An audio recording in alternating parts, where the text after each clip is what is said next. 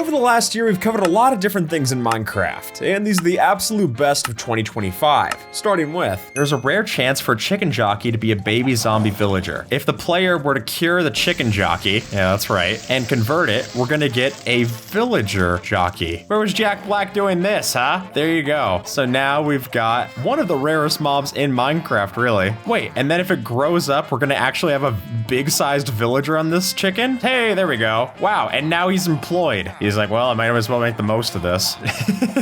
By using the item display commands, we're able to summon in item displays that look like player heads in specific ways. And then by teleporting those into the right position, we can actually make it look as if we have different parts of the hat texture growing off of our blocks. And as observers showing off this example using moss, I think it looks really cool. And if you want the commands, we leave all of them down in the description, of course. My favorite probably is the glass block. But if you're wondering why you're getting the Z fighting on the texture that makes it look confusing, usually what that means is we just need to change the scale a little bit. Since if it's too close, the game doesn't know which texture to show, and it just makes it all clash. Minecraft doesn't have a lot of ways to make a waterfall inside of the game, so a simple way to go about doing that is by mixing in armor stands. See, as Mikkel shows off, we can take a page out of the book of someone named Disney Architect to use armor stands in conjunction with the bubble columns to give off a different kind of splashing particle at the surface of the water. So by dispensing armor stands into our magma blocks like so, we can then hide those magma blocks in the water basin with the help of an item frame and a map art to give us the perfect base for a vanilla waterfall. By adding item frames to the back of our doors like so, we can then fill out their texture using map art and then look at the back of the texture to see that it looks different whether you're using a regular item frame for an unlit light or using a glowing item frame to make it look like the lights are on inside of the house. So if you wanted to, you could take your bogged and shear the mushroom off of its head for an inefficient mushroom farm. Particularly why this is inefficient is because the mushrooms never regrow. So the only way to do this is either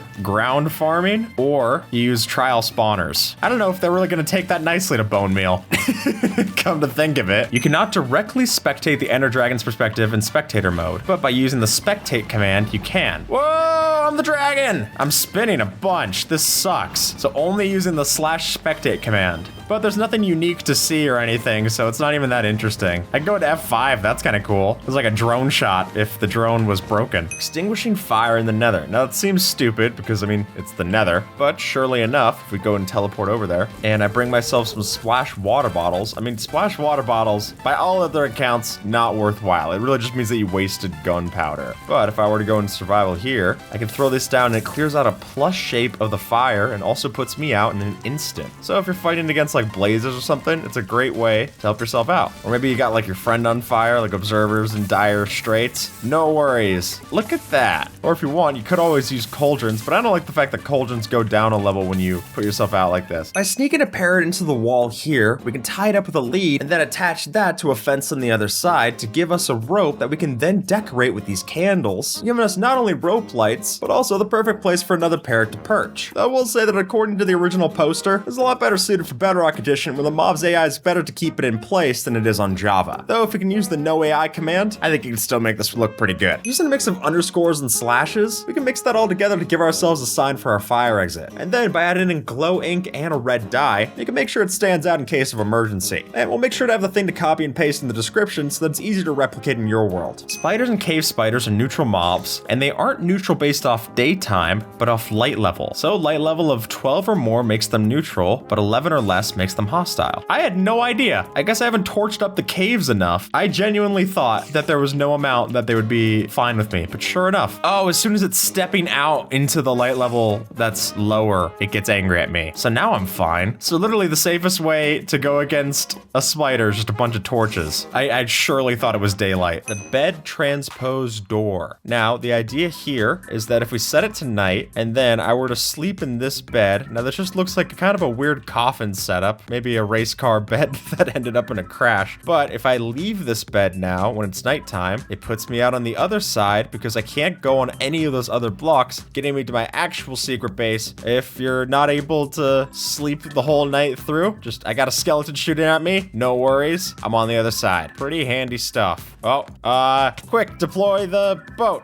Aww. What we've got here is a wither cage. We're already starting off section 1 with danger, but as you see here, we've got ourselves something that'll automatically break blocks that we put up for. So we're using literal targets and it'll destroy it. So by having a wither with enough water on top of it and keeping it in place, you can redirect its projectiles towards observer and he tanks them like no issue. The Chad observer versus the absolutely quaking wither. By having this here, it draws the wither's aggression towards this cod and it shoots off in the direction that we want it to. What a weirdly precise thing that they have to calculate there. By mixing together copper bulbs and tinted glass, we can place a copper bulb in the center here and then surround the rest of our armor stand with tinted glass so that it only illuminates when you press the button to see it. And for me, this totally reminds me of something that you would see inside of a museum, making it a lot more fitting for a gallery instead of just having your items in a chest. And using copper bulbs instead of redstone lamps, that also makes it toggleable easily, as opposed to always having to signal on with a lever for a redstone lamp. With just 2 spruce trap doors, we're going to be able to make an entire secret entrance in your base. The way that we do this is we place one of them flush with the floor, and then the other one above it to look like some kind of shelf. That way, all we have to do to get into your secret entrance is go over, flip both of them open, and then climb the ladder down to get into our secret base. Plus, if you mix it with the right blocks up top, it doesn't even look bad, making it even better for a secret edition. So the thing about mushrooms is that they have a secret variant, and the way that we get this is a little barbaric. We have to lightning strike it during a channeling trident or a lightning storm, and then that'll give us the weird brown mushroom, which when you take a bowl, you can milk it with a flower of your choice. I like to give it a dandelion or something. And now we can milk it for suspicious stew. And dandelions are always the best because these give you saturation. So it fills up a whole bunch of food items. Very handy to have.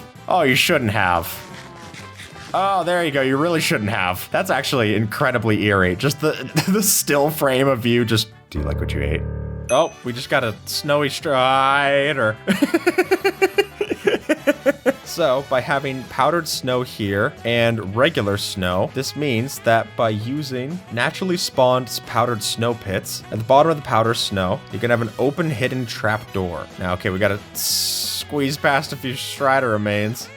There we go. And now we're sneakily into our base. And then if you want to get out, we got ourselves our trusty pair of leather boots a little bit later than when we needed them. And then you can swim right out with your leather boots without freezing. Awesome. Now we've shown this off in the past too. I will add in a little extra tip. So we got our snow here, regular snow. We get scaffolding, place that up, get some powder snow layers through here. We can sneak through snow layers to get into the scaffolding. Another hidden base. There you go. 2 for the price. I fell in the snow again. So the go will automatically avoid powder snow. So look at that. We got powder snow here in the blocks. We'll fall in, but it'll actually successfully pathfind over it. So we have this very specific spiral here, and it'll always avoid it. That's actually pretty cool for the mountain goat idea. If you want to avoid falling in, use a goat. I actually think that would be a cool idea for a map, saying like, okay, you got to go follow the goat or else. It's like a glass bridge. Well, you can only follow it so far. Come on, buddy. I can't have anyone be better than me. There we go. So the guardian's eyes will follow and stare at nearby players. And notably, this even happens when they have the no AI tag. Look at how creepy this is. It really is just like a seen eye illusion. Oh, hey, buddy.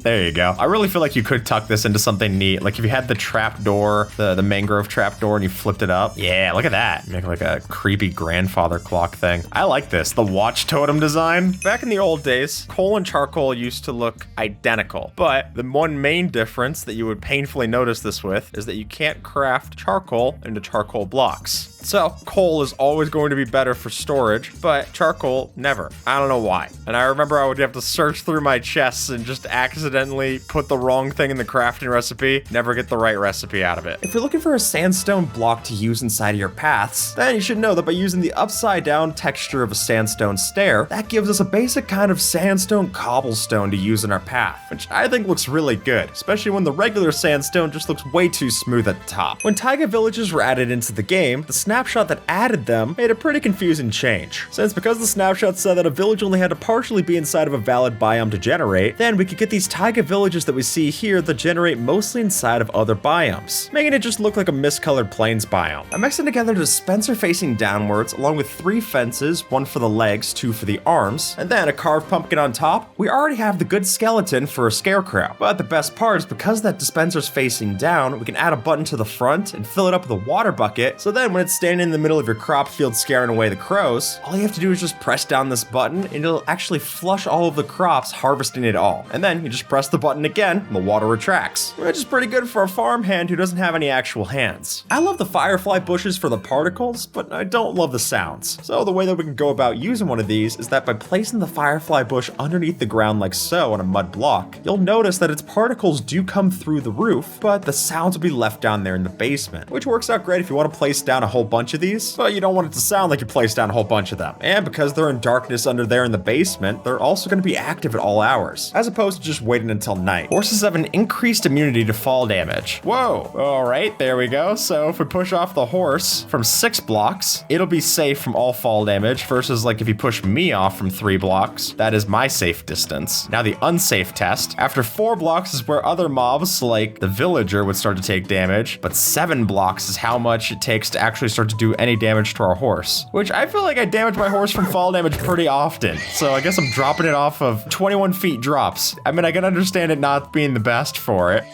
Nor is that. Now it has 0 feet to drop. Disappear the scene of the crime. So the idea here is that we're hiding a pressure plate in a high hole, kind of like that, our little mail slot up there. And then if I can aim my fishing hook through there, perfect. Sneak on through. Who's carrying around a fishing hook at all hours? This is fine. Get over to your chest. It's awesome. Yeah, can you use an item? Let's find out. I don't think so. I think it gets rejected by the slab. Also an easy one to hide inside of the blocks. I mean, granted, the world doesn't generate like this, but I mean, you step back far enough, you could fool me easily. If we tucked that into the observatory here, I would be none the wiser. We've got ourselves the lectern. Not for me to give a sermon or anything, but the idea here is that the golden apple was originally added because of a joke that was hidden in someone who made a crafting guide on the Minecraft forums. So they made a post saying all of the actual recipes, and then in that they said this one, and they said, oh, okay, joke item, the golden apple, here's how you craft it. It's not actually in the game. Notch saw that and said, well, I do have that power, and now we got golden apples in the game. Adding a gradient to a banner is really easy inside of the loom. And then by using that dye of your choice, we can take that gradient banner, we can place it next to our light sources to make it look as if light is reflecting off the fabric. Or if you wanted to, you could even just place 2 of these with inverted patterns facing off of each other, and it basically makes it look as if there's a light implied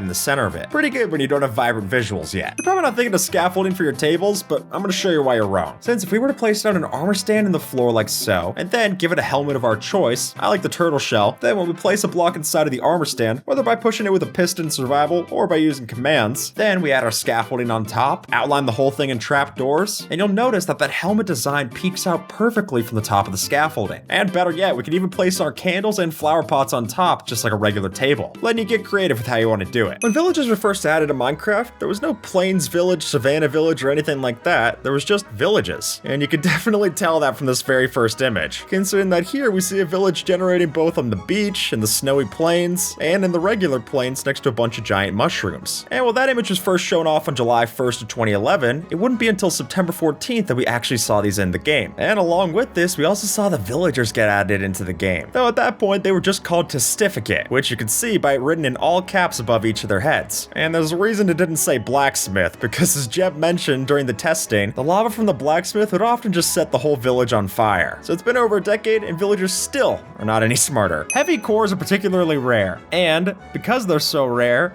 using them for decorations like this is ridiculous. I mean, one of the rarest drops to get, and then you have what, a toaster? Ventilation system? I don't even know what this is, an unlit lantern? Neat. Yeah, I mean, you can only craft 1 mace. I guess what are you gonna do with the rest of them? They're so expensive. Oh look, we even got our little own our own mace built right there. Yeah, look at that. That's kind of neat. Is it worth going through all these trial chambers at the max level to get it? No. And it gives you kind of a fence so you can keep out people. And really, what's being rich worthwhile for if you can't keep away the pores? Here's how to use a boat for a build hack. Since if we were to summon in a boat that has an invisible mob inside of it, then that boat can't get nudged around by anything else. And the reason that's important is that if we place a bunch of these boats together with the summon command, ground, we can actually use their frame to give a perfect trim to our base. And here's what it would look like if we didn't have the invisible bats inside of the boat. Yeah, apparently bats are a lot more helpful than they've ever been before. You probably don't think of using flowering azaleas in your floor, but I'm gonna show you why you need to. Since if we were to take these and then mix them into our path like so next to mossy cobblestone, then you can see that it integrates really well into looking like an extra overgrown version of the regular cobblestone path. And not just that, since if you want an extra build hack, what you could always do is add in slabs around the outside of these azalea bushes, and because that covers up the whole stem of the bush, it just makes it look like a grass half slab, which works out great when Mojang seems to refuse to give us any of those to play around with anyway. So by using pufferfish in a setup like so, we can make an effective player proximity detector. So I go and take my pufferfish in a bucket like so, place it inside of this setup, and now when it puffs up and I'm not in creative mode, it triggers only then the tripwire hook, giving us a player detector. And I remember back when we did our old list videos, this was like my favorite thing to show off. I thought this was so neat. And before skulk sensors, this made a lot more sense. Does it happen even if you're sneaking though? That might make it a little better than skulk sensors. Yeah, there you go. So even if I'm sneaking, which a skulk sensor wouldn't be able to detect, they still can. An often forgotten mob, and one of the reasons might be, is that endermites will actually despawn after 2 minutes regardless of player distance. I didn't know this at all. I didn't know that they had different despawning conditions. And that's one of the frustrations that you'll see when you spawn one of these for like an enderman farm, is that you have to instantly name tag it or else. Did you know resin can be waterlogged? Yeah, I was shocked too. But if we were to take that and actually put it into the bottom of our fountain, then it gives us the perfect detail to have coins that were tossed out into the wishing well. I just hope you wish for something better than the creaking, since you're gonna need a lot of them to get enough of this resin. Now this is a great build hack. Gives a point to our lily pads too, because we can place lily pads on water and then place a block on top of it. That lets us start building our ship or whatever we want on top of the water without ever having to go and just build straight up from down here. I mean, the alternative, it speaks for itself really. You just want to place one lily pad that you can get back, or do you want to do this whole stack just to get up to the same level? And plus it ruins the water. If you're in a very deep ocean, this gets annoying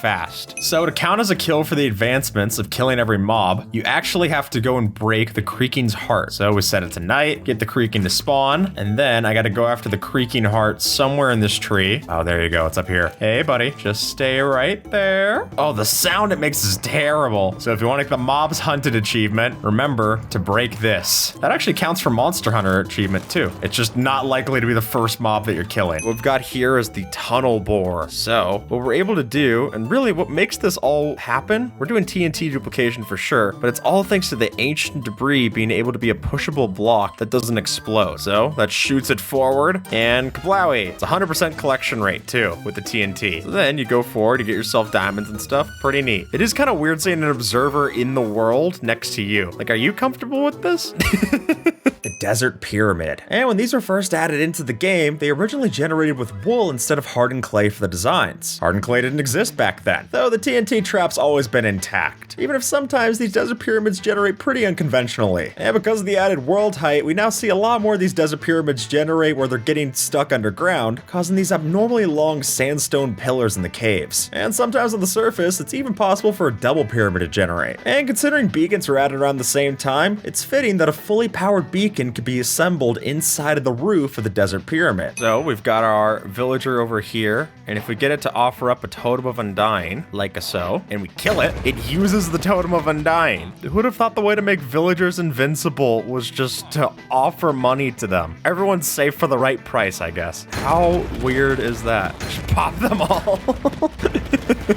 Adding waterlogged barriers to your lake, then you can make it look like leaves and debris have started to build up on the surface. And especially having this underneath some kind of autumn tree, I think that would be really neat. Axe math. This is the fact that the axe, regardless of which axe you're using, does the exact same attack damage. Look at this. I didn't even realize this. Now they have different attack speeds for sure. It gets a little faster with the diamond one. The difference between an unenchanted stone axe and an unenchanted diamond axe is nothing for damage. So just craft up a stone axe and you've already got something that's going to be better than your diamond sword in all cases. I mean, nothing can top the king. All those axes, they're going to be exactly the same for damage. Yeah, that's that was deserved. By using different kinds of stripped logs in the beach, we can make it look like wet sand the waves have rushed against. And I particularly like using the mix here of the stripped oak logs as well as the stripped birch ones, giving us lighter and darker colors of the wet sand. And the different texture they have from regular sand makes it even look more packed in as well. You're probably not thinking of using trapdoors for walls, but I'm gonna show you why you should. It says if we were to place down a bunch of spruce trapdoors in a row like so, then when we fortify that with a platform to stand on, we can climb up top and actually shoot through these holes in the wall at the oncoming monsters. For me, this feels perfect if you were to get raided, or just if Observer gets a little too close. Sorry, buddy. Turtles will always remember their home location, and that means homes are stored when the turtle hatches from an egg or is summoned at a particular spot. And that's important information because they will always return there to lay their eggs. So if they remember those sand blocks being the ones, they will always return back to that sand block, pathfind to it in fact, to go lay its eggs. And now we've got the eggs. You can't leash turtles? Yeah, sure enough. Leads have a very weird set of circumstances for what works with them and what doesn't. On easy difficulty, cave spiders do no poison damage. All right, so ow, ow, ow, ow, ow. I forgot we're on tick sprint. Ow! Oh, that was a jump scare, Observer. What in the world?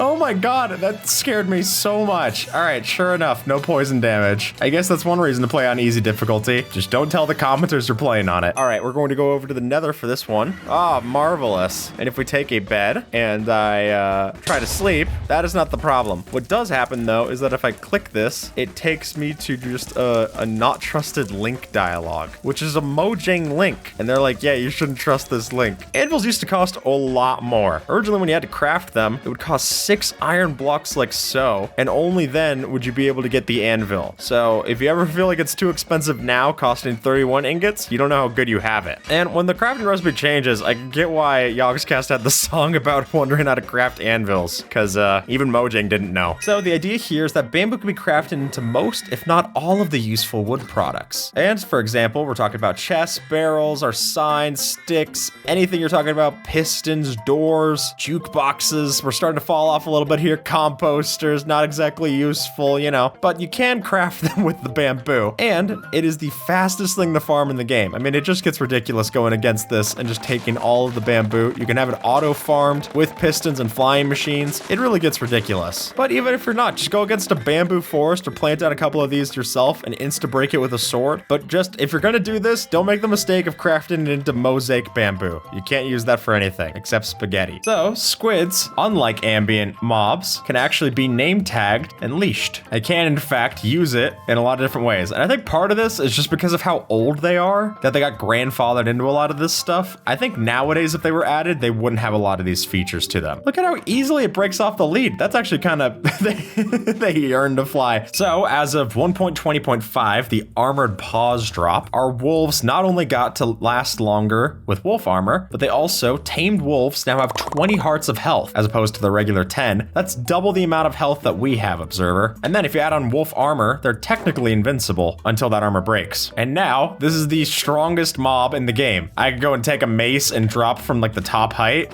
It won't die. Its armor's not doing too great, but it did just fine. So trader llamas are considered different entities to the regular llama, notably the fact that they'll go after you if you attack a wandering trader. And while you can't tame them, if you breed them together, you can breed the wandering trader llama baby, and then this will be tamed for us. And now if I put on a carpet, my incognito wandering trader llama, obviously vertical slabs aren't allowed to be in Minecraft. Mojang even said so. But I mean, when you're looking at walls, and I get like a polished tough slab here, this is already basically just a vertical slab. And I guess that would be Mojang's argument, is that like, hey, okay, people can be creative with this and get that, but I feel like people would be creative if you added in vertical slabs too. It just feels like an unnecessary hindrance. There also used to be a glitch that was shown off in the past, we'll put it up on screen, where you could glitch out glass blocks in such a way and walls to get them in this state without having to have these like corner walls here. You could just have this. I guess now you could do it with a debug stick, if I'm not mistaken. See, as Observer shows off, we already got ourselves vertical slab. So look at this, by just copying over the block state, vertical slab, regular slab. I think put them in so then we don't have to be confused as to why we kind of have it, kind of don't. Hoglins, not to be hunted this time. They can be repelled a few different ways. So hoglins hate the warped fungi because they think it smells bad. And also placing down nether portals will scare them off, usually because they know if they go through, they're going to turn into zoglins. But this one, I didn't actually know this. They're scared of respawn anchors too. I guess that makes sense. It has a nether portal at at the top. I guess that would freak me out too. Ow, maybe it should have. So if you bring some of these over from the warped forest over into the crimson forest, you can stay safe. Pretty good technique. With 3 leather, 2 glass, and 1 wool of your choice, you can craft the harness. Whoa! No, he's kind of buttered up. So as soon as you ride it, it actually places down its goggles. But it's not just you who has to ride it. Here, if everyone wants to get on Dan's, 4 people can ride on a Happy Ghast at once. No way. On Dan's. Oh, I can walk on it. And as Jay sees, you can literally walk on it like a solid block collision. There we go. So everyone has to be sitting. So it actually freezes still. And the reason it does that is so you can use it as scaffolding. So if Dan wants to go and take us up to our hot air balloon for maintenance, I could be like, I don't want that trapdoor there. So with the experimental changes for minecart rails, powered rails are a lot more useful because they can go a lot faster. Though, with that, they're still way too expensive to actually justify. I mean, look at this. That is 6 gold ingots for only 6 of these things. At least we get 16 from the regular iron recipe. And because we need powered rails or some weird system of regular rails to make it usable, it's... This is just like a DVD screensaver. It's really impractical to use minecarts. For one, if you want to go the fastest, use something like a piston bolt, which isn't even using these anyway. Yeah, I don't know. It's yeesh.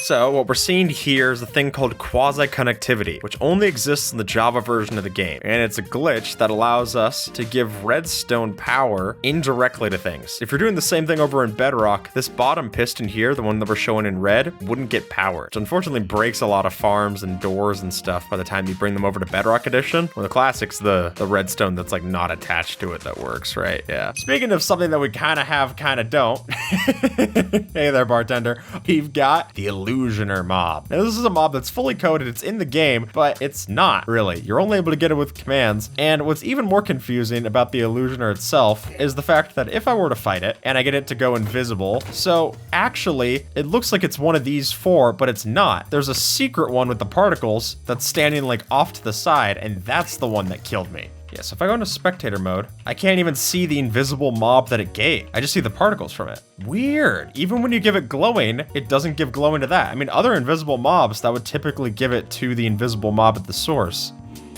Yeah, so I can see the zombie when it's translucent like this, and we give it glowing. Yeah, so literally it's just the Illusioner that has this behavior. How odd. So the idea here is that you shouldn't be trying to convert your concrete before you go and use it as a building block, but instead, in places where you can, use it as something to build with, and then all you're gonna have to do, save your pickaxe durability, is just flood water over the top of it. And look at that, we've built with concrete just like so. Endermen are the only mob that can currently spawn in each of the dimensions naturally. So, because of our warped forests over in the nether biomes, we can now get them here. Obviously they spawn in the end, and then the overworld, yeah, we've seen them that whole time. Okay, there we go. Sorry, buddy. But this leans into the source material of them being interdimensional travelers. Reddit user Theo tries is a master builder, so it's no surprise that they know exactly how to make a go-kart using these heavy cores. It's a bit expensive here in survival, but check this out. Since what we do is we place down our 4 heavy cores like so, and then using a summon command to get our minecart into place, that alone gives us the perfect go-kart to have. But then by adding in an upside down armor stand like so, like they do in the original post, it starts to look like the steering wheel so we can drive this thing around, you know, hypothetically. So by using the debug stick, which if you want a quick way to turn that on, you could just go into controls, operators, item tab on. And now I've got the debug stick, and this lets us tweak the entity state of things. If you wanted a wrench, this is basically it. Move around that sign. I can make the bed into different parts of itself, giving us cool couches to decorate with. I can turn the furnace. I can punch and then change which state I want to change. So we can make the barrel constantly open. Very, very cool. The debug stick is a thing I wouldn't know what to do with if I didn't have it. Why I don't play Bedrock Edition that much. Back when Minecraft achievements used to actually be called achievements, we had this one, which was if you rode a pig off of a cliff, you would get when pigs fly. That looks more like when pigs die. But by riding the pig off of a 5-block tall height, that would get you the achievement. And actually, now that it's advancements, we don't have this anymore. There's still plenty of things that are about killing mobs, but for now, no more for our pigs. Which actually is just removing a feature from saddled pigs. Now you really don't even need to do them anymore.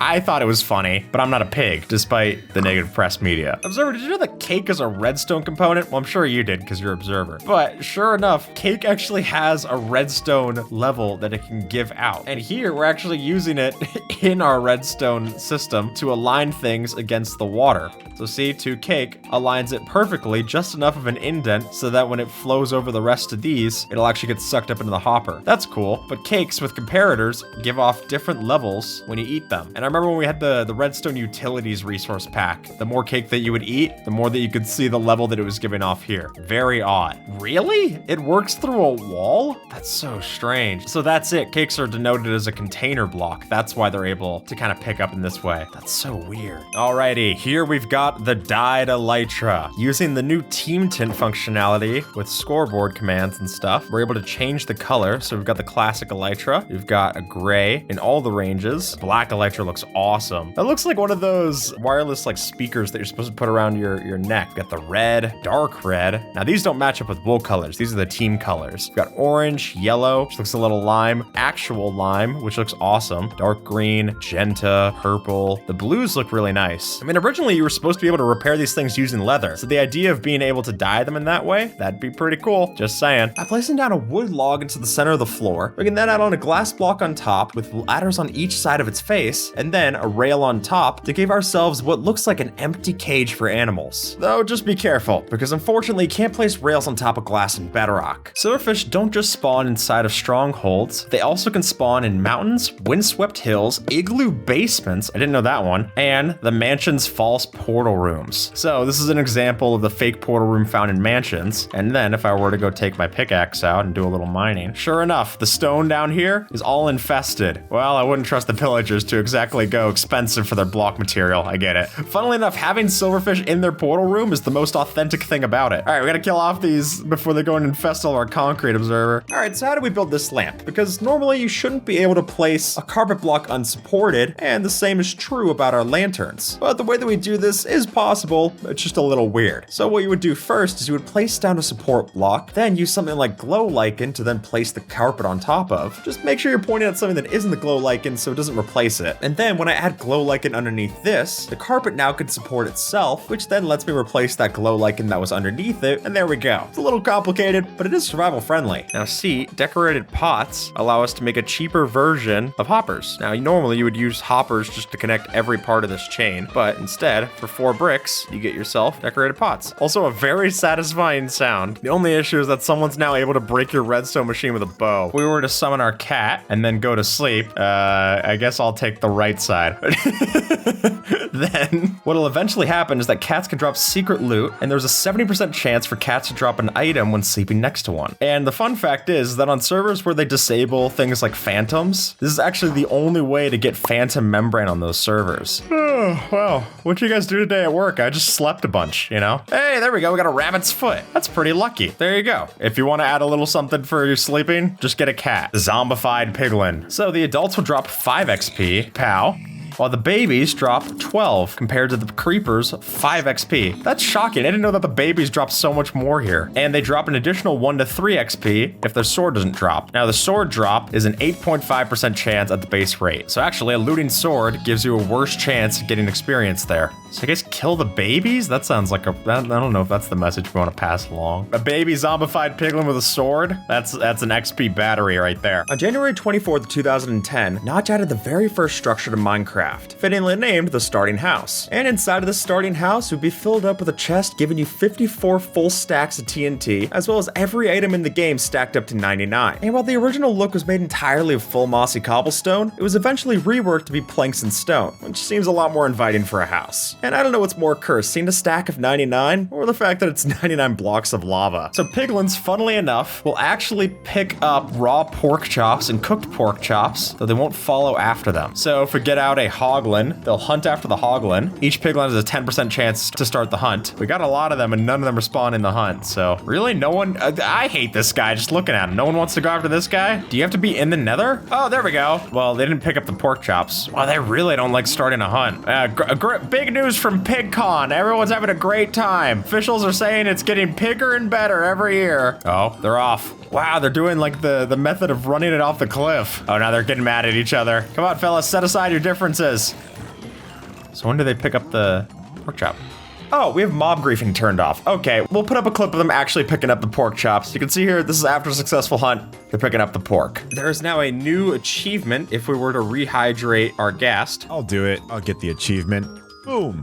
I got it. Oh, nice. Stay hydrated. That's cute. Oh, they're holding hands. Aw. Kind of adorable. Here we've got a farm, and it's a farm for shulkers. Doesn't look nearly as pretty as that little diorama that we had. But the idea here is that if you have a shulker that gets shot by other shulker bullets, then it creates another shulker, and while that could be very annoying when you're trying to move them to the overworld, I'm talking from experience, what it does mean is that we can actually use this as a completely automatic way of getting ourselves a whole bunch of shulker shells. Look at how ridiculous this is with all the scaffolding. So we're using all this scaffolding and slabs to basically give them a funneled way of only having them teleport in this specific location, learning their teleportation mechanics to build this farm, and then they get teleported over here, picked up by the minecart, and then dispensed into lava, killing them automatically, giving us our shulker shells. It's pretty horrific when you describe it like that, but I've done worse in Roller Coaster Tycoon. I think it's fine. Credit to ending credit. We've got here is fence gates, because if you're selective with how you use your fence gates, switching between fences and walls like so, then regardless of if we can walk through it, the pigs and other mobs cannot. Even chickens, which have a smaller hitbox, you're gonna have to push them through to get them through. So the chickens themselves, if I get some like seeds or something, they're not gonna convince their way out, but if I wanted to then nudge one out in particular, say, okay, we need something for lunch. Don't worry, honey, I brought back a full roast. I mean, this is an expensive wall, but look at that. We got our, just for one wall, a cobblestone wall here, you can walk through, no problem. No other mobs gonna get through. It's pretty nice. If you're 1 to 2 blocks away from a breeze, it'll not choose to attack you. So this is a good way to go and attack those breezes, is if you just go chase up next to it, you'll be completely fine. So if you're low on health in a trial chamber, literally just go brush up next to a breeze. You'll be fine. No melee attacks for them. Llama. Whoa!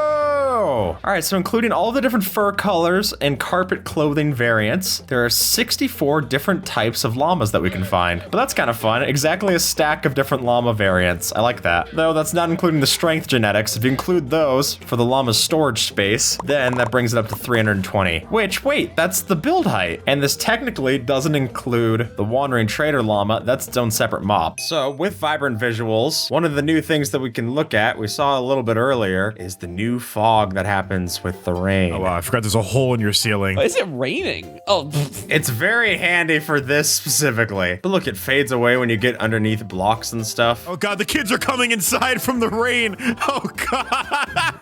Come on in, boys. I actually think it's a bit too strong if you ask me. It's like really blue. Like the grass is like a bluish tint now. Oh my god, now I see it. Whoa. By placing down frog spawn inside this one, it'll look like the olives on a pizza, or by using leaf litter in this example, it looks a lot more like the bubbling parts of mozzarella that you get on a cheese pizza, just maybe a little overcooked. Oh, we don't have dirt slabs in Minecraft. Granite slabs can actually do the trick quite well. And then by mixing that next to rooted dirt, I actually think it blends even better with our coarse dirt and regular dirt variants. Once you've built a window like so, what you could do is you could take the pale oak doors that you have, place them on either side of the glass, and then flip them open in such a way so that it looks like they're hinging perfectly as shutters for the window. Now, the way that you place these down does have to be a little bit precise. You should start angling your way into it, and then when you place it, it'll rotate out the proper way. But once you do, the results are hard to argue with. Now, this is the machine that we use to automatically fill up our water buckets for us. All right, so by throwing a bucket in here, that'll then give me my water bucket back. Or I could have just done this.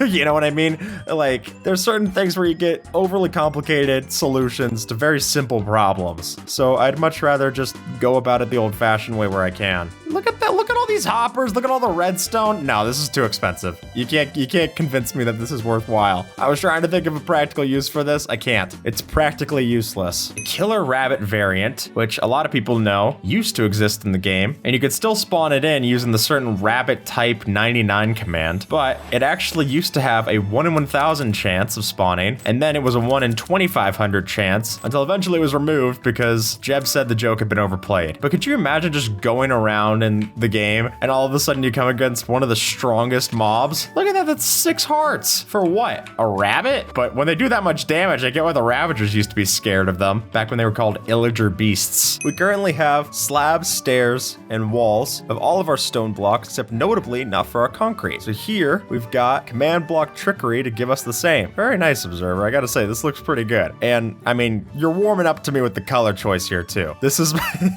this is my stepdad.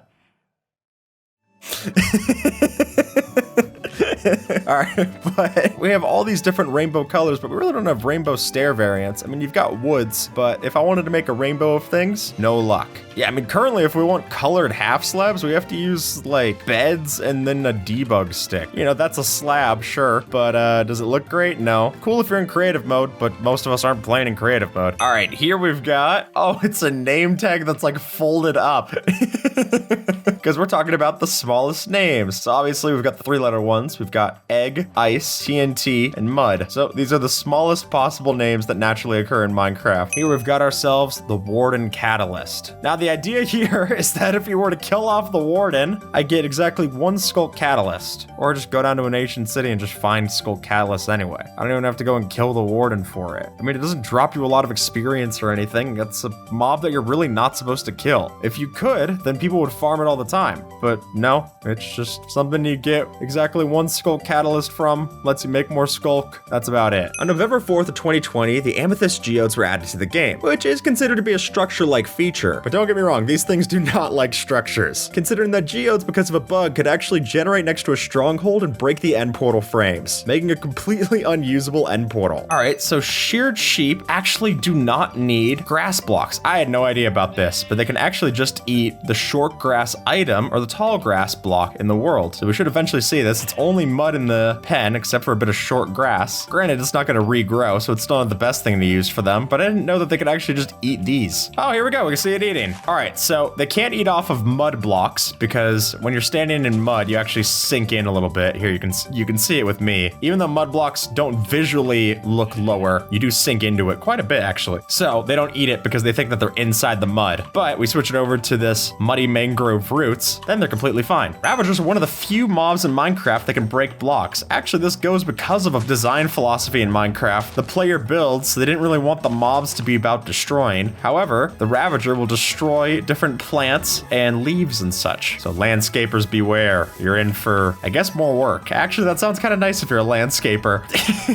That's like, oh cool, at least I'll have a perpetuating cycle for my job. They break crops and everything. They just suck. I just hate Ravagers a lot. The honey block pearl door. So the idea here is that we're sneaking in, getting the ender pearls, and then if there's a specific angle that you hit this honey block, slip through, and there we go. We have now ejected ourselves into our hidden base. Not the most flashy, I might add. Oh yeah, we've got these water columns that are slurping us up. So the same technology that lets us do this, lets our hitbox sneak out the pixel, is what lets us use the same with the ender pearl. See if I can make like an ender pearl stasis. Yep, okay, it's stasis, but I'm gonna be in stasis. So if you aim through the most translucent part, that's how you get out. And then same on the way up.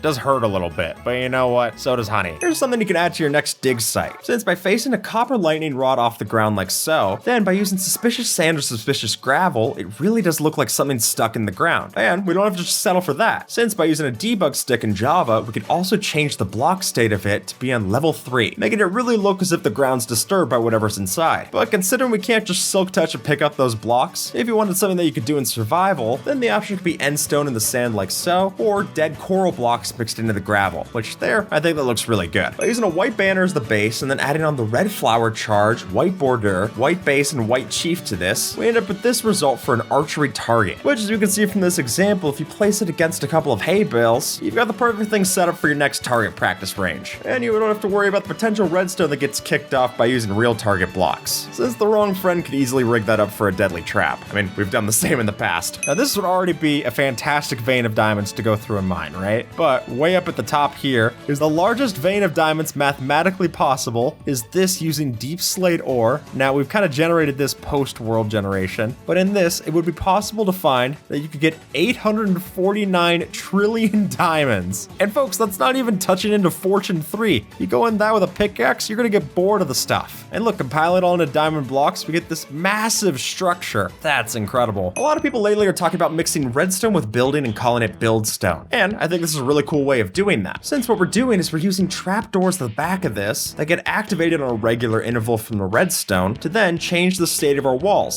Since every time that they connect to the wall, it actually turns into a column as opposed to a flush wall. And then by having that go along in a row, that'll give us this rippling wall effect. Perfect for some kind of spooky maze. So if we summon in our frog, frogs technically don't have any attack strength given to them. When they go and eat a magma cube, it'll always do the most amount of health to kill it. And the reason is that it's actually just despawning the mob as opposed to actually killing it. There's no damage done to the magma slime, except for maybe emotional damage of being turned into a light. We give it the max amount of health, it's not gonna matter because it didn't actually use an attack, it just disappears it. That's actually probably the most accurate representation of unaliving that I've seen. They just rewrite you from history. Known affectionately as the Titanic, the iceberg dive, the idea here is that we're plunging underneath the iceberg to find our base. And then by swimming inside of the iceberg, we've not only got a cramped spot, but also a pretty hidden base. I mean, with the packed ice, this isn't transparent, so you're not exactly seeing through this. Get your boats and hoes, have a fantastic time. The hoes always change up, you know what I'm saying? But the boats are forever. There's a lesson to be learned here. So we've got our bed, and then if you want, you could just swim right out. The more blocks that you carve out of here, you're not only gonna get yourself some ice, but you can also have a nice hidden base. There you go. I mean, look, it's not accessible from any side here. I couldn't tell that you're living down there, and honestly, I could care less. If you're bringing me out into the ice, you can keep your hidden base. When you're designing your next campfire, you should know that by mixing together different things of resin and gilded blackstone into the coals like so, we can make it look like hot embers that are coming off the fire. And then for an added touch, you could use the leaf litter like so for the brown texture to look like different parts of kindling, or if you switch over the biome type to a pale garden, then that leaf litter turns gray, giving us clumps of ash that came off of the flames. This here is the torch flower not actually being a torch. How disappointing is that? We got light blocks in here, but the torch flower gives off no light despite its name,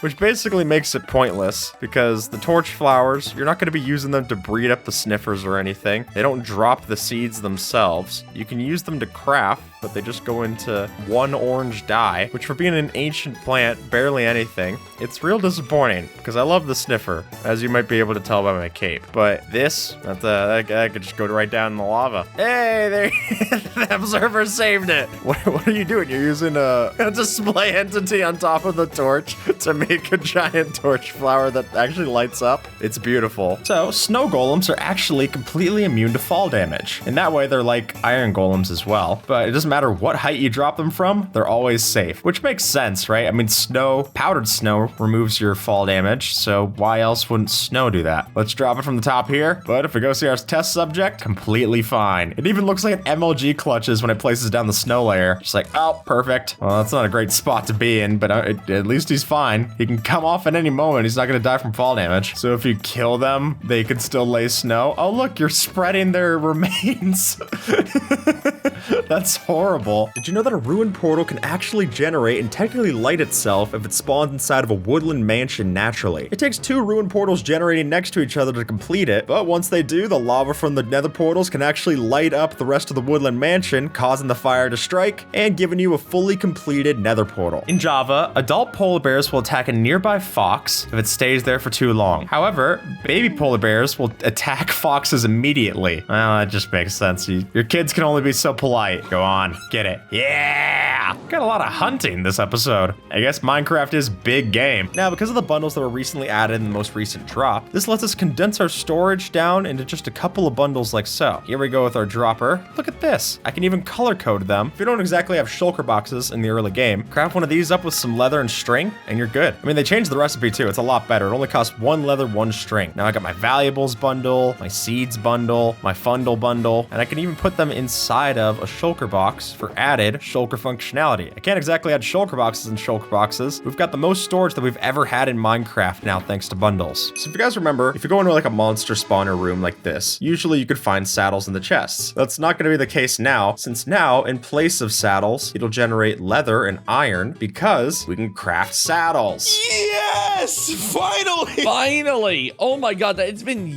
years. It's literally just 3 leather over an iron ingot. So salmon, oddly enough, have this feature as opposed to cod. I didn't know this. They can swim up a 4 to 5 block tall waterfall, simulating real life salmon. There's also different salmon sizes. Look at this. We've got a big salmon, a small salmon, a medium salmon. Oh yeah, now we have the bedrock parody to give us different sizes. I like that they can swim up the waterfalls. That's neat. I like that they have any bit of variation to the cod. So there is a variant of pandas called the worried panda. Now they won't eat on their own. They have these little sad eyes and they hide from mobs and thunderstorms. Yeah, look at it. It runs away from the bogged. Oh, look, it cries. Wow.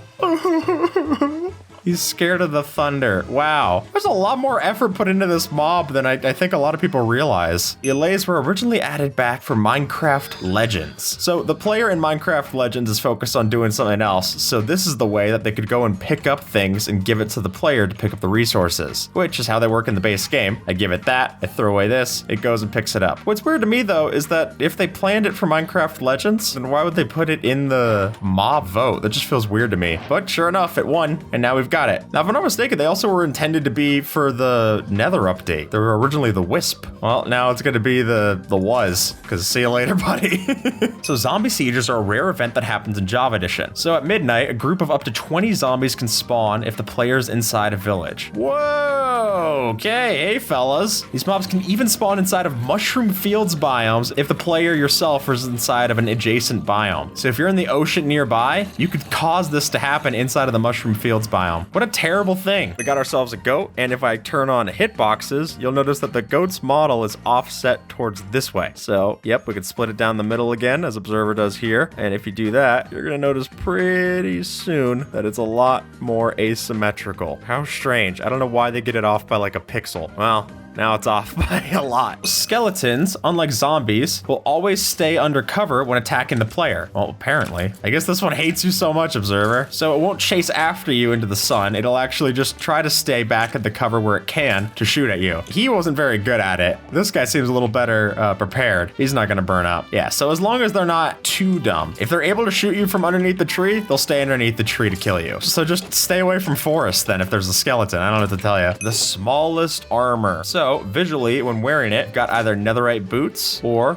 chainmail boots. Now, chainmail boots are kind of funny because if you're counting up pixels, then they're definitely weird in the amount of pixels that they've got. Yeah, standard iron boots and other boots like this actually have a complete wraparound like so. But netherite boots, they just kind of lip up at the front and then shallows out at the back. All right, now we're talking about the glow squid. As of 1.21.2, there are now baby glow squids, which is parity with bedrock. It's kind of cute. So the only way they're gonna find these is that if they spawn naturally. Oh yeah, it's definitely smaller when you look at it like that. Here we've got the smallest farm. This one's made by a folk that we're gonna call Noob from the Nether. But basically the idea here is that we've got the egg farm is technically the smallest farm in the game. So if we go up high into the air, composter, rail, minecart, and we gotta get our piston to push it in, and then a button, and now it's technically the farm. Then you just add your own chicken. We're gonna do it with spawn eggs. You'd use regular eggs in survival. Okay, we've found the limit. Look, this is gonna double as a chicken farm in this case. So then all your eggs would fill up. Yeah, there we go. We got our first egg. Oh my gosh. Observer, everyone was having problems. This is how we're gonna solve the egg crisis. If you place down a pale moss carpet and then right-click it like so with a debug stick, then that'll extend all of the sides up at once, giving us our own version of pale grass. The most recent village added to Minecraft is the Snowy Village on December 5th of 2018. But how these snowy villages are defined are a little weird, considering that on Bedrock Edition, the snowy taiga biome spawned the Snowy Villager, despite technically being taiga villages, which would be a whole different villager type. But I understand the confusion considering that at Minecon Earth 2018, originally these were shown off as the textures for the taiga variants, but they ended up being used for the snowy villagers instead. And maybe all that texture confusion's why we still have this bug in the game where if you use the program art texture pack, then the zombie villagers of this type will render their fists up near their head as opposed to where they're supposed to be. So our horses, donkeys, and mules used to only eat apples, but now they eat carrots. Can I give him a golden carrot, or am I getting too excited? You could give them golden carrots in the past. That's actually yeah, you breed them. They eat a lot of carrots.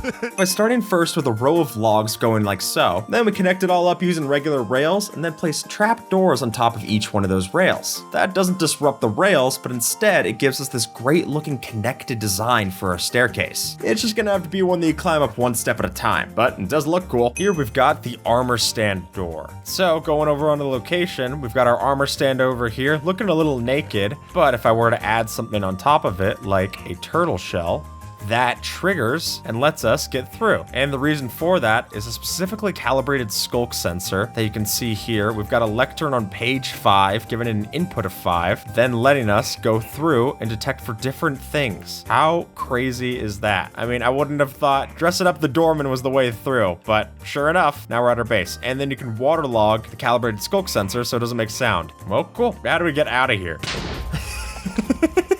I placed an invisible item frame in the bottom of the fence like so. We can connect that up with a lever and then place a skull on the inside of that item frame to make it so that our levers and our fence connect perfectly at the wall, giving us a really cool detail for a lamp. And again, the command to get that invisible item frame will be in the description below. We do actually have a change to the clouds. They've now make it so that there is a creeper face that generates in the cloud texture. I'm noticing the clouds are way more shaped. That's actually fascinating. Wow. It seems rare. I found it. I found one. Hey, really? Yeah, he did. He did find one. Yeah, there it is. Wow. In Bedrock Edition, the leaves will change color with the snow, but the same doesn't have it in Java. But to make pretend that it does, we can use the pale oak leaves to make leaves that look tinted pale by the snow. And then by adding on different snow layers on top, I think we can really sell this illusion. And it's better than just the spruce trees covered with snow that we're used to. By angling in some rails down a staircase into our flower box, we can then drop down some hopper mine carts and finish it off entirely with some flower pots to give ourselves a great looking flower design to show off on your base. But if you're building this, just know that it's really annoying how the rails can connect to each other when you're placing this in a row. I'd recommend just doing one at a time. Well, this might look like an axolotl statue, but actually, it's because they're related to wardens in some way, at least this theory says. By inverting the colors on a warden, they actually share a shocking resemblance to our axolotls, particularly the white and pink axolotl that we can find. Not any of these, not any of these. This one. Can you turn around, please? Wow, this is a very well-behaved Enderman. It's just looking at the wall. Yeah, look at it now. See? If you look at it through the Enderman eyes, we've got the axolotl warden. And this also ties in because there was actually a hidden message in the game's files that said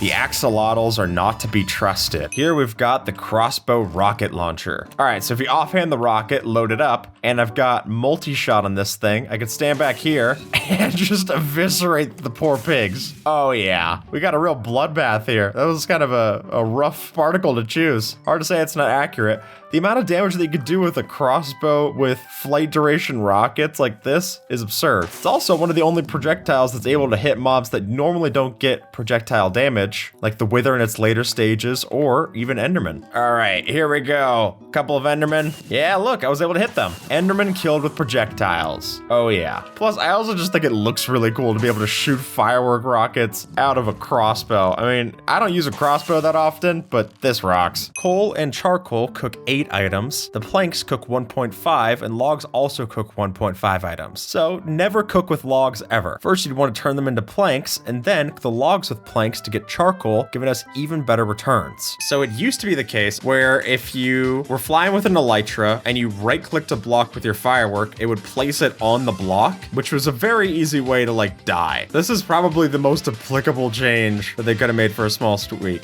I feel like that'll help a lot. Yeah, really. There used to be a bug that would cause abandoned villages to be a 30% chance on Bedrock Edition, as opposed to the intended 2% chance that we saw in Java, which now is the case on both. The update Aquatic wasn't done adding new things into the game, since on March 13th, we then got shipwrecks added into the game. And on Bedrock, those shipwrecks can be a lot more wrecked, considering they can actually spawn in the sky because of this bug here. But Java also has its fair share of glitches for our shipwrecks, considering that if one of these spawns on a chunk border in between two different biomes, we can actually get it made of two different variants of wood. Like we see here from this one one made from dark oak, as well as our regular oak planks. Maybe the reason it sunk was because of indecision. If I were to get a size 3 slime, it'll jump 3 blocks to try and get to me. So that makes sense, right? Now we get in a size 30 slime. Here we get the jump size over to size 30. And then if we want to get really dastardly, we can go all, ow. Yeah, they also scale their damage too. So in fact, one of the strongest mobs in the game is a giant slime or magma cube. And then observer, while I'm flying up here, could you spawn in a size 100? There we go. This one actually might be stuck because it's got parts of the mod showcase set inside of it. So the magma cubes, max size, are able to jump up high enough where they actually just despawn. That's hilarious. So magma's vertical, slime is horizontal. Here we've got the wither skeleton. So wither skeletons have a 100% chance to drop their skull if they are killed by a charged creeper. So if I go and I take my flint and steel, I get down here and ignite, that is a 100% collection rate for the wither skeleton skull. I mean, granted, it's a whole lot of setup. You gotta go bring a charged creeper all the way over to the nether for that. Or I guess conversely, you can bring wither skeletons out into the overworld. That's a lot to do, but 100% collection rate, that's pretty cool. The smallest achievement name. So the smallest of these, wax on. So wax on, the smallest achievement name in the game. Even if they got small names, they're not always easy to get. So the phantoms will spawn regardless of biome and other spawning rules, which means that they're the only hostile mob that can spawn inside of the mushroom fields biome. And funnily enough, they can even spawn down in the void. I had no idea about that. In fairness, I'm not exactly taking my my spring break over to the void regardless. But sure enough, if you're hanging out in your void base and you're not sleeping because you can't place a bed down there, ouch. You know what I mean? Like that sucks. You can take the Vindicator and then rename it into Johnny as a reference to The Shining. And now it'll kill off any mob that is around it. Well, that was kind of given. If I were to give like an armadillo or an axolotl or something, it'll go and kill off all of these passive mobs. It actually becomes a pretty good way to farm things too. So if you want to go get your passive mobs killed off in this way, you could sure enough do it with a Johnny Vindicator. So what they're showing off here is that we can have a Johnny Vindicator that is a Vindicator without commands. Look at it. It even goes after it without the axe. So these are both Johnny Vindicators because it's an NBT tag. And now we've got like, here's Johnny. Look, he comes after you. He's a where's my hug guy. I can't imagine anything worse. Now, what we've got here is flying squids. So what'll happen is squids will start to glitch out if there's too much entity cramming and swim outside of the block. See, what's funnier to me about this is that squids used to be able to fly around. So this to me seems like they're trying to go back to their roots and we're just rubber banding them back. We're clipping their wings. This one's getting pretty far. This is kind of a fun game. I like betting on which squid gets the furthest out. We're gonna see how far they can fly. There we go. Hope they like calamari down in Tartarus. So nothing happened just yet, but hit F5. So we can change the camera distance. Whoa, yeah, because this is what happens when you're on a gas. I'm really far away. Wow. How far can we set this? Can I just go out of the building? Oh my gosh, I set it up to 100 and I'm just like at the corner. But think of making this for maps, right? Whoa. Like a top-down map where you could set people's camera distance like this. That actually would be pretty cool. Or like, what if I make it just 1? Ooh, I like that. If you make it down to all the way just 1, then it kind of feels like an over-the-shoulder thing. Oh yeah, it does. Whoa! So up close and personal. If we were to spawn an iron golem and then kill off a wandering trader, it doesn't attack us at all. They just don't care about those guys, which further cements the theory of them being completely disavowed. They're excommunicated. When a zombified villager is more redeemable than you, that's pretty bad. Even though the Happy Gas Summer Drop isn't on all servers, this is a way to make sure it's there in spirit. Since by taking a mix of white blocks and then using stairs for the cheeks facing inwards, then all we need is a slab for the mouth, 2 more for the eyes, and a bunch of buttons for the different dimples on its face. That alone already gives us the basis for the Happy Gas, but what I really like about this build hack is that we could take after the original example and add in glow lichen on top of the different goggles on top, giving it the kind of shine reflection that you'd only usually see in a texture. And hey, we could even connect a boat up with leads to the bottom of it if you wanted to as well, making it about as functional as the regular Happy Gas, just one that's static. If we look at this, we've also seen a big change in the way that our furnaces look now. See, furnaces used to have this top stone texture to them, which actually would have been kind of cool if you wanted to like blend it in. I mean, I've heard of people using furnaces for their floors, but here you could literally do that and be none the wiser. And considering you could tuck stuff inside of furnaces, this could have been a way to have almost hidden storage. Look at that. I mean, we are just hiding stone in stone. That seems a little pointless. But now it's just the regular furnace that we know, which still has a nice texture. I do like using this for floors, but it's not stone.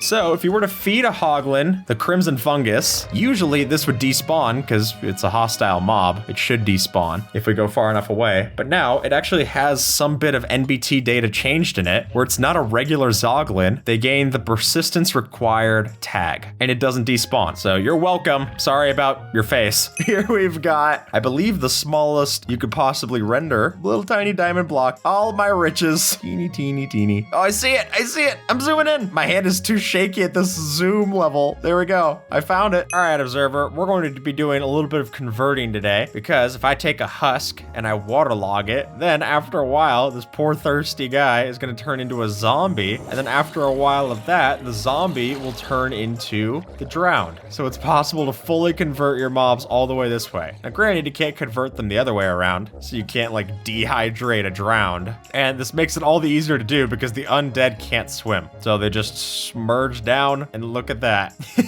That would be fun if you could like dry it out with sponge. You just wring it dry. You like squish it with 2 pistons. The giant. Hey, well, actually, this is a good way to see how big the observatory set is, isn't it? So giants are completely useless. They have no AI. They're not even considered undead. So the smite enchantment does nothing on them. Actually, if you want a giant that behaves with AI, what you would want to do is summon in a zombie and then give it the scale attribute. All right, so like a 6.5 scale. Oh yeah, look at that. We got 2 giants and one of them actually does something. It'll even attack me, as terrifying as that is. Oh, their hitbox is even correct. That's such a cool command. I love the scale attribute command. All right, so the solution here, we're in our secret base, right? But we want a way out. And we don't want anyone curious when we're escaping. So what we're gonna do is we're gonna set this up, and then by having a minecart up here, it puts us into the slabs of this floor. We eject, and we're right back up here on the ground level. So by just having a minecart, you can escape to some pretty cool spots. And I mean, you could also have this be a hidden roof above your base if you wanted to as well. It doesn't just have to be an escape, it could be an entrance. Not bad. I don't know why we have a skeleton here. I guess I usually keep those in the closet. Now we're looking into block breaking. So by clicking fast enough with the right click, what we're aiming to do here is look right inside of the piston's hitbox when it explodes, placing a piston upside down in the same block. Hey, look at that. And then unfortunately you find out that it's still another thing of bedrock there. The piglin brutes actually do not do a victory dance after a hoglin hunt. So there's a rare chance of piglins doing a victory dance after the hoglin hunt, but the piglin brutes are so serious that even if they go and do it, they won't celebrate. They do half of your health every time that they slap you with no axe, no nothing. They're just doing that for the love of the game. I hate them. They just suck. Someone who doesn't like to dance isn't a friend of mine. Here we've got the redstone ore update door. I'm walking through the mine shaft, right? Nothing crazy, maybe mining a few blocks. I just punched that, bam, into my secret base. Now this does work as kind of a timed thing, which is annoying, but by having it powered with an observer underneath, we go into a copper bulb that gives us the binary output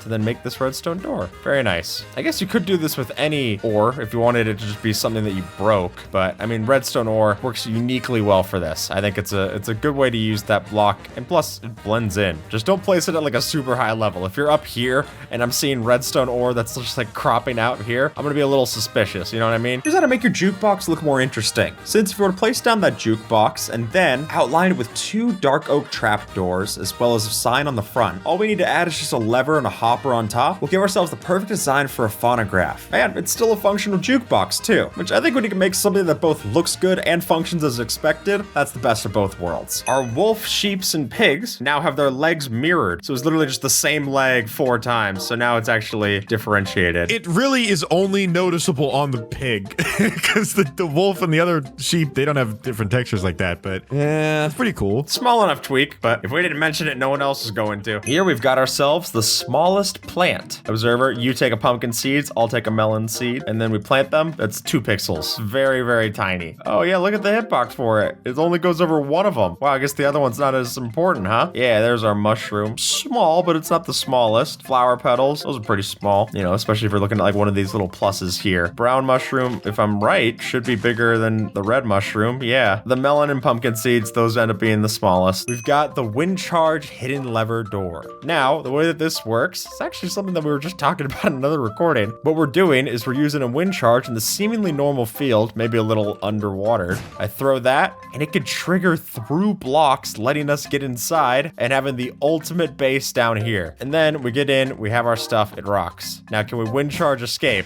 Yeah! So yeah, let's get a little bit of X-ray here. So all of that is because we have a lever on the underside of this that gets flicked when we throw out our wind charge, triggering everything like that. Yeah, and you would think it's the target. It's really not. It's this lever right here that's doing it. The target's just used to redirect redstone. Very cool.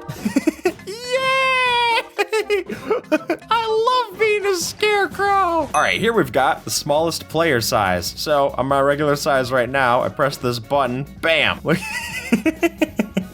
Now I'm able to go hang out in my house. This candle's massive, observer. Wow, I guess you'd even be a smaller player size too because you're only just ahead. Yeah, our jumps are completely thrown off for this. But look, I'm so small that I can actually peek inside of blocks the camera doesn't know what to do. 0.0625 is the smallest size that we're able to go down to. And we're normally 1. So much, much smaller. So the Wanting Trader, its milk bucket and invisibility potion have a chance to drop if you kill it while it's drinking it. So if we change it over to nighttime and then kill it. Oh, we didn't get it that time. Okay, so it's not quite yet. You can actually get it to drop its bottle. We're the worst bartenders in history. Hello, welcome in, sir. No outside food or drink. So it's an 11.5% chance with looting 3. I feel incredibly unlucky then.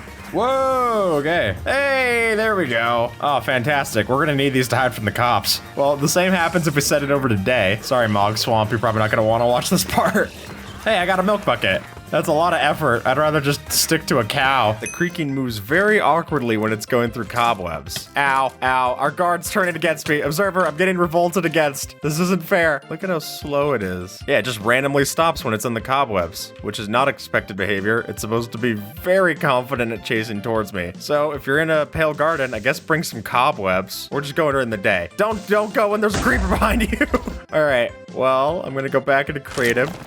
So normally we would have paintings up here, right? But walking through a painting, that's old hat. So the idea here is that if we have a painting that we instead throw items through, that gets us a pressure plate into our secret staircase. Now granted, this is just a secret staircase that lets us go right back up to where we were, but you can collect the items even if you want to as well. And I mean, there's a lot of ways to use paintings that don't just use paintings in the typical way, right? Like if you get something like this, what you could do is you could just add trap doors. And then if you've got the standard painting door, you can't just walk through here. You have to maneuver your way. Or you could have a painting that you can only swim through. That makes the door a lot better. Or you could just use this option. Either way, it's more hidden than not. So now what we're looking at is the different changes of Minecraft's logo. Check this out. So originally, Minecraft had what to me feels a lot more like a RuneScape style logo. And it's kind of interesting thinking about any version of the design not having the creeper in it, but there you go. It looks like they integrated a pickaxe that would go behind the raft parts of the letters. You had the block in the background. That just looks like a Minecraft server that I would join on to. This one definitely feels very MMO style. Yeah, and some of these were sketched out by Junk Boy, who originally used to do their merch. I believe that'd be this one over here. Until eventually they decided that you can't beat the classic. When the pillager outposts were added in November 21st of 2018, they came with a horrible bug, which is that if you removed all the blocks of the pillager outpost above the floor and then looked down at the pattern, you'd notice that the floor is asymmetrical, missing this corner block here. Yeah, it's completely unplayable. And one thing you might notice is that when you remove all of the pillager outpost to see this, is that pillagers can still spawn even if the outpost doesn't have any blocks left. It only has to do with the location of the outpost, which is a lot easier to remove all the blocks and test this on Java Edition, as opposed to these extra tall pillager outposts that sometimes generate on Bedrock. They do look really cool though. On June 25th, the monster rooms were initially added to Minecraft. Also commonly referred to as dungeons, these rooms were so old that they actually predate skeletons using bows and arrows. And if you need another reminder on how old these things are, when you go inside of the chests and look at the loot table, you'd see that they originally used to generate with sulfur in the chests before the item was renamed to gunpowder. If we have a world border like so, you can see that sniffers can dig blocks that are outside of the world border. Yep, so look, the item just completely glitched outside of the world border. How poetic. It could just go and sniff outside of blocks outside the world border. Yeah, we gotta do the void one, right? Yeah, there you go.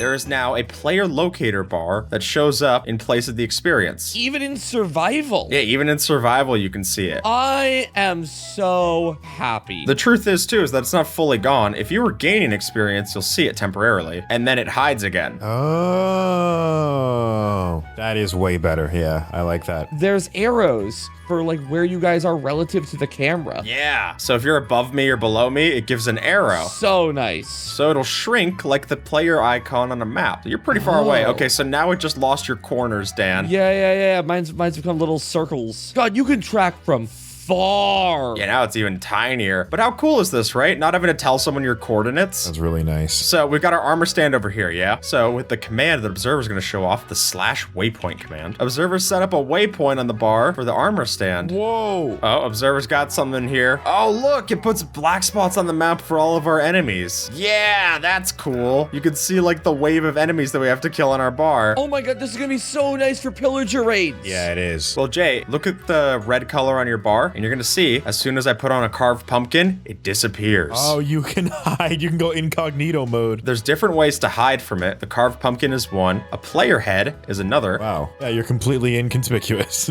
Or the potion of invisibility. Invisibility, of course. Wow. That's brilliant. It is now fully possible to make playable pop-up windows like this. So here is Minesweeper recreated in Minecraft. What?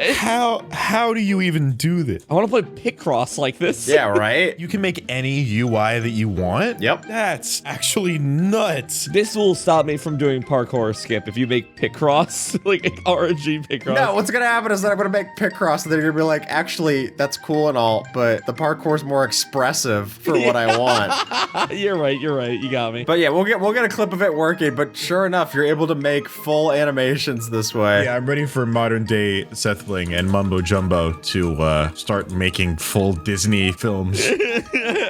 Pay close attention to this image from Sarge, since if you look towards the top right, you're just able to notice an igloo peeking out. And so it makes sense that a day later, igloos were finally added to Minecraft. And while plenty of people already know about the secret basement that generates underneath some igloos, you might not have known that the sign inside of that basement has gone through a few changes. Originally, it was an arrow pointing to the right and one to the left, and then that was changed to a whole bunch of series of X's like so, until finally a sign where it was an arrow to the left and an arrow to the right. A whole bunch of changes just to get the arrows flipped. And if you ever wondered why there's a furnace inside of the igloo in the first place, it's actually intended that if you use this furnace, it'll melt the ice with enough light level, flooding the carpet and revealing the trapdoor down to that basement. So you can go and see all those arrows by yourself. What we've got here are the Skylands. Now, this is actually what the original idea was for the end dimension. It was leaked by a publication that Notch was working on it, and Notch was like, oh great, now I really gotta work on it, because they basically promised it as a feature, and the idea would have been that we'd have this sky dimension, kind of like what the Aether is based off of, and eventually this became the end, but having an actual Skylands version would rock. Having in special low gravity for this, you can make it like the moon dimension. It'd be so cool. There's this weird, eerie, idyllic place, and then if you fall, it just takes you right back down to the overworld. It'd be a good counterpart for the end and the nether, something that we don't quite have just yet. The pressure plate timer door. So the idea here is by having a pressure plate to open up your door, that's simple enough. But having a pressure plate that you have to stand on long enough to activate the hidden door. So I step on this,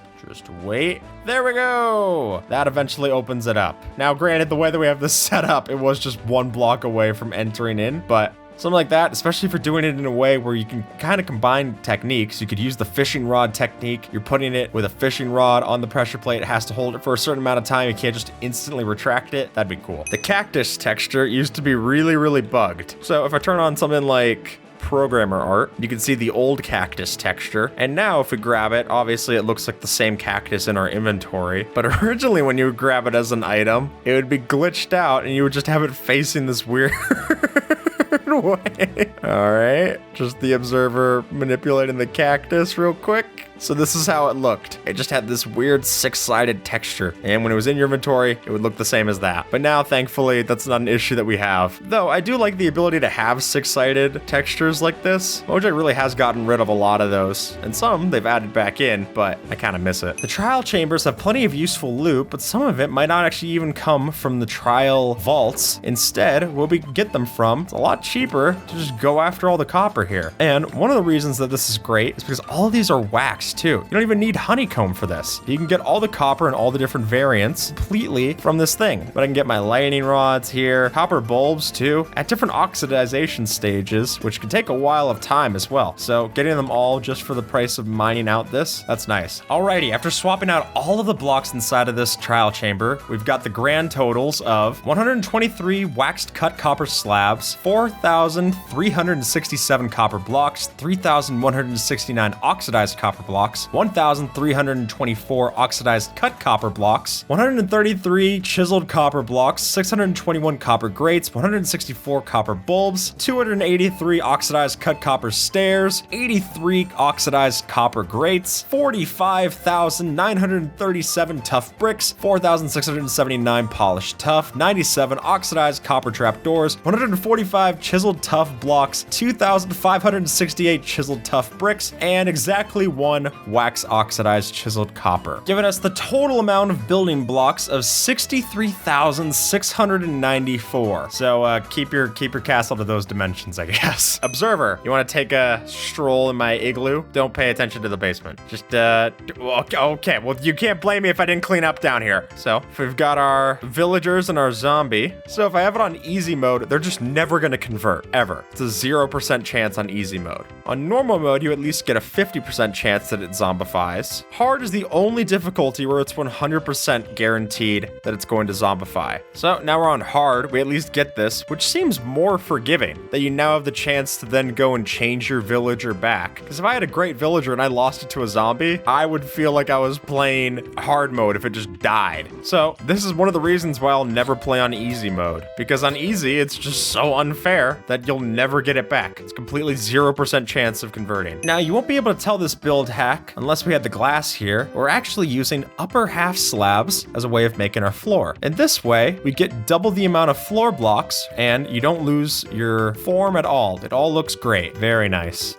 What I personally have done in the past, it gets a little hard to clean up on, but let's say that you got like a brewing stand or something, then what I could do, if I make both of those full blocks and then I waterlog this one, I've got a hidden water source right there. So I can just get my bottles, fill up for brewing. You're none the wiser. It does make changing out the floor kind of annoying though. And now we got an infinite water source, as Observer's showing. On October 4th of 2012, to coincide with their spooky Halloween update, Mojang finally gave us these witch spawn huts. Or rather, they were supposed to spawn witches. Originally, they did actually spawn witches inside of the witch huts, but they would just despawn like normal monsters, which was then changed in snapshot 16W42A, 4 years after they were added in. And one of the interesting distinctions that we see between these on Bedrock Edition compared to Java is that harming potions actually generate inside of the witch's cauldrons. Though, if you're looking for something on both versions, then you'll notice that only black cats can spawn within the witch hut, making this symbol of bad luck into 100% odds. And what's a lot rarer than that is this double witch hut that spawned once. I just really like this witch hut and wanted to mention it. When other fortresses were first added in Minecraft, they were honestly pretty hard to see. And these early screenshots that Jeb showed off when it was a work in progress really go to illustrate that. The original Nether was a lot darker than what we see today. And your best chance of seeing anything light up inside of this would have just been some kind of blazes shooting off fireballs. Considering that they were the only reason worth coming to this Nether fortress in the first place. We wouldn't get wither skeletons for a whole another year. And speaking of those wither skeletons, while they're not able to burn in game, when Minecraft made the Minecraft Experience physical pop-up for the villager rescue, there the wither skeletons were actually able to burn in lava where they can in the regular game. The Blaze and Breeze spawn eggs, well, first of all, you guys notice that all the spawn eggs have new textures, but they used to be jumbo sized. Here's how you can see the different spawn egg sizes. So there was a tiny, a medium, and a jumbo. Whoa, I like the jumbo. The Blaze and Breeze used to be that size, but now they're shrunk down to the regular size, which makes sense given the size of the mobs. This is my favorite of the spawn eggs, by the way. What do we got?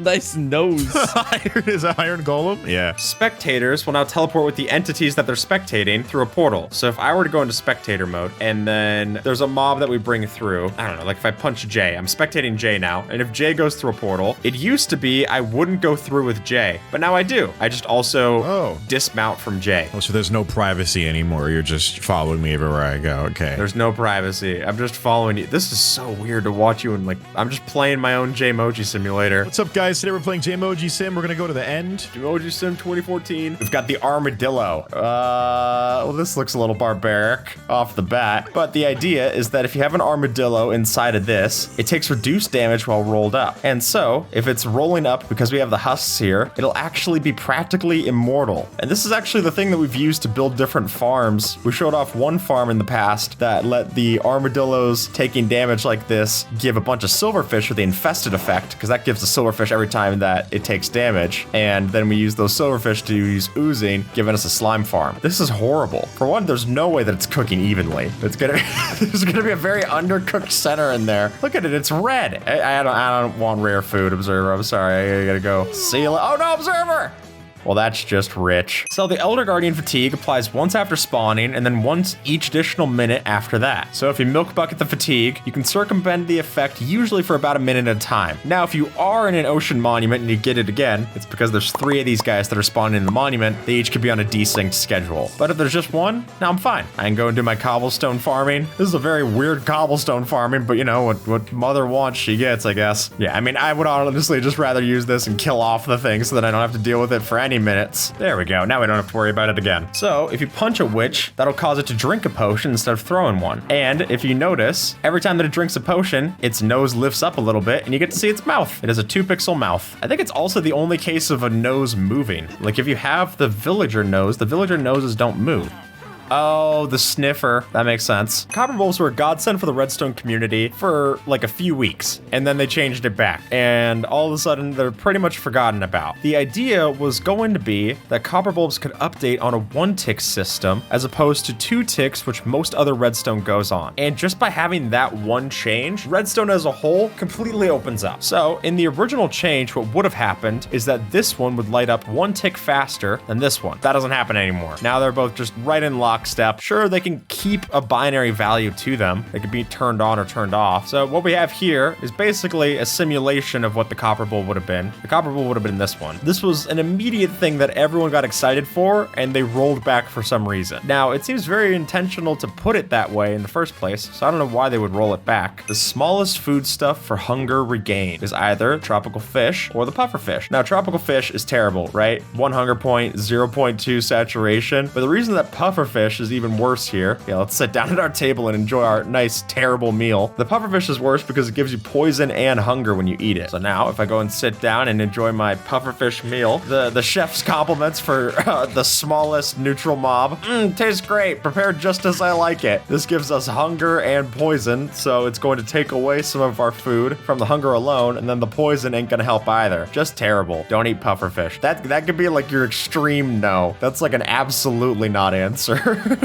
So here we've got ourselves a furnace, and what we're going to see with this example is originally you could use flint and steel and throw your items in to smelt them up.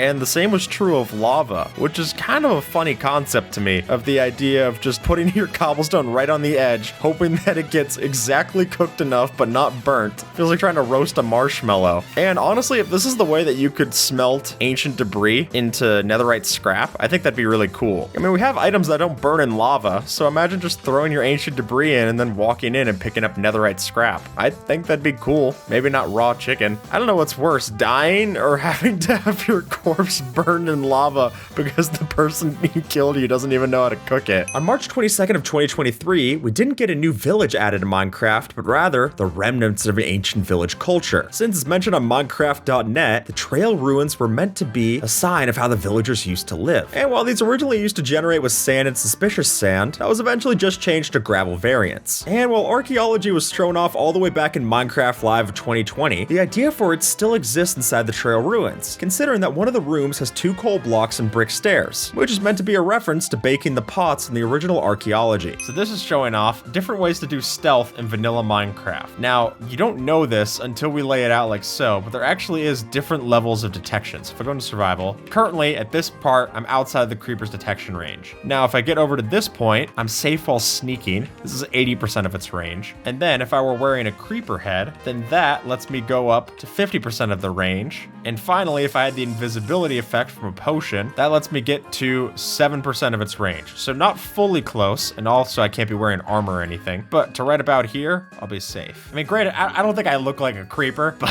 just enough to convince it. Oh look, I got it stacked up, so by using all of these in conjunction, it's too much! campfires will cook for free forever. No fuels needed after the crafting. So if I were to just go through and have a bunch of these, I can go hibachi style and just have all of the different pork chops I ever could want. I mean, this is just fantastic, folks. You really can't beat just having all of your food pop off exactly when it's ready. I mean, it is slower, sure, but it's also free. And I mean, come on, you don't even have to have any effort for it. It rocks. And by making lots of these, we can offset the time cost for them. And if you want to, even if I was to get rid of these, need to move space, I break one of these, I get the exact amount of charcoal that I used to craft it. So I'm actually not even wasting the wood in the process. I'm still getting charcoal. You ever wanted a pet dragon, Observer? But with this, there actually is ways to connect the Ender Dragon over to the overworld, and using a very specific setup that will show on screen, you can get it teleported over here, and it doesn't do much in the overworld. It's definitely destructive. I wouldn't recommend letting it next to the other animals. We have an overworld Ender Dragon, an Over Dragon. There is no tool that is most efficient for breaking glass. Everything is the same as your fist, whether I'm using the hoe, axe. Well, this is painful because I'm in a cobweb. I could use my shovel, a trident, mace, I don't care. Anything would be better. What it used to be, what I would do is I would get a pair of shears, an anvil, and then you could add this back together in survival when that used to work. And then whenever you broke things, it wouldn't lose durability back in the day because there was no intention for this to be used this way. So you'd have an infinite silk touch tool for breaking your glass. But now, no luck. Is that the perfect tool right there? The enchanted stake? Ow! It's the perfect tool to remove me. Spyglasses cost a lot and they're not very useful. So one of the ideas to change that would be adding a new enchantment to our spyglasses that could let us reveal invisible mobs. Oh, the comments are gonna love this one. Yeah, look at that, Observer. Your Sunday best right on display for everybody. This will reveal any invisible mobs to us. Kapow! Look at that. That would be so awesome. I would carry around a spyglass because right now I just do zoom. And I know you were saying you don't have to use zoom. Obviously, people who are on Bedrock don't have zoom mods like this. This is just so much fun. I'm thinking like Hanzo, you use it to see which enemies are gonna be behind walls, mark them, and then you can go and kill them. That's a whole new PvP meta. All right, Observer, we're talking about paintings, but you might see there's no paintings on these walls, and the reason is because these paintings weren't actually added in fully. These were added in back in the Wild update, these 4 elemental paintings, but only for creative. There's no way to get these in survival. And then in 1.21, they actually did add in a whole bunch of new paintings, and these still are not accessible. I don't get that at all. Yeah, it's very Avatar, which is a weird thing for them to even have a reference to with this. It didn't hint at anything coming up. I mean, maybe the breeze. Maybe we'll get other kind of elemental style mobs. We got a blaze and we got a breeze, but I don't know, what a dirt guy? Odd. Maybe Nether update, trial chambers, trail ruins. Future update? I swear they did trial chambers because they kept spelling trail ruins wrong. Trials and trails. Like the fact that they put those back to back makes me think that there was something with a typo. That's my own personal theory. This one is about bombing ocean monuments. Now, as weird as it might feel, you can actually use certain blocks to drop into the TNT and make it possible to explode underwater. The TNT thinks it's inside the sand block, which would technically be air. There you go. We could blast ourselves a hole through and get all the blocks, even when we have the mining fatigue. So if you go and blow up the 3 specific spots where the Elder Guardians are in the ocean monument, then you can go easily have a way to swim in, kill off the Elder Guardians, and then from there it's just mining. Definitely one of the most useful ones. Here we've got ourselves the smallest amount of XP from any item that you can cook in a furnace is from kelp. Sure enough, if we're cooking up our kelp, it only gives you what, 0.1 experience? It's pitiful. Yeah, it doesn't even give you it on the bar visually. All right, let's try smoking 3 kelp at once. All right, here we go. It's so small that you don't even get experience most of the times that you're cooking it. It's also the thing that takes the shortest amount of time to eat. Here we've got the gold helmet versus the iron helmet, which is a completely pointless debate because they both give you the exact same amount of armor. Look at that, +2 armor when you wear them. So if you want to save your iron for something else, you could just wear gold if you have gold. Or if you're in like a PvP server and you're thinking that you need to upgrade, you really don't. Unless durability matters, then otherwise, I would just use the gold. Ah, marvelous. See, Observer, worry, your golden helmet looks great on you. Don't let your crown tip, king. We can take after this example from Average Tuna to build ourselves our own Moai statue made entirely out of tough blocks. Now, building one of these might seem a little complex, but we can actually do it step by step. And by laying out the main tough blocks like so, then we get the staircase-like pattern that gives us all we need to place down the actual detail blocks. Now, for a lot of the face details, all we're really using here is stairs. Have one upside down and one right side up for the nose, two more that are facing in for the eyes, and then a set of 6 on the top of his head like so. Now we just need the ears. And for those, using a set of 4 walls on the side of each side of the head, we can finish it off with a chiseled tough brick in the middle for the lips, and that'll look pretty incredible when you put it all together. So as you can see here, it actually might be hard to see because now with this resource pack, powdered snow is now raised 1 pixel higher to be at the same level as the snow layers around it, making it even harder to notice. Now granted, the only way that you'd probably notice in regular Minecraft, if I were to turn this off, is because occasionally you'd just be walking through and you see a little bit of a lower pouch. That makes a little bit more sense. But with this turned on, your odds of noticing this, yeah, I even looking at it, I wouldn't know. Like if I let Observer just take the time to go and mess this up so that, here, I'll go look away and you make a little secret. All right, no peeking. Maybe a little bit of F5 peeking. I'm mostly looking at myself. So now if I walk back over here, yeah, this is so much harder. You see, you can kind of study through by looking at the hitbox difference, but even then, this is like the glass maze in Pokemon. Much harder, and if you get it wrong, you're done for. The Enderman Vault Door. Now, what's an Enderman Vault Door? Now look at you. This is like pushing you around the old folks' home. Come on, Grandma, we gotta get you back to bed. I used to have block update detectors in my day. Sure you did. Now it's all observers. Don't worry. Shoot the block with a good resin. With a good reason? Resin? Let's find out. Ooh, so look, if I shoot this, it'll open and trigger the door by shooting the Enderman through the wall. Yeah, there's some weird way that this works out. Now we've got an Enderman trapped here in the boat with a chicken to fill up the other slot. What that ends up doing is that it triggers the exact sound here, sound level 14 with the calibrated skulk sensor, thereby opening up the door. But if you knew like which block to go for, maybe because you got particles here, you could even tuck in some crying obsidian so it's less obvious. Now look at that. Walk my way in. And the reason this is working here is that these are wall blocks here. Yeah. This particular design is by Acrobatic Duty 8731. I think that's so cool. What a clever way of using the Enderman. You ever wonder what stone horse armor would look like? So that's by placing down a couple of walls for the legs. Then we can connect it to the inside by using these dark oak trapdoor gates. And then use 2 smokers, a barrel, and a chiseled stone brick in the inside. We connect the rest of it up with a stone cutter at the back. And then to give the back of the horse, all you need is a stone slab, an iron trap door, a dark oak stair facing into the lectern, an upside down grindstone, which you will need to support block to place. And then the stone cutter gives us the mane of the horse, while the trapdoor underneath gives us the mouth. And finally, it's a lever with a fence and a chain to give us the tail at the back. And hey, you can even ride it too, just not very far. All right, we got observers hidden base. Now see, up here, we fly past this every day, but you might not notice that on the inside, Observer actually has a few evil things to spy on us. If we go down here, from the outside, these just look like regular eyes. You can't even tell in the pixel art, but actually, we're getting spied on by Observer, always watching. And with that, folks, YouTube thinks that you might like this video, so see if they're right and have a good one, all right?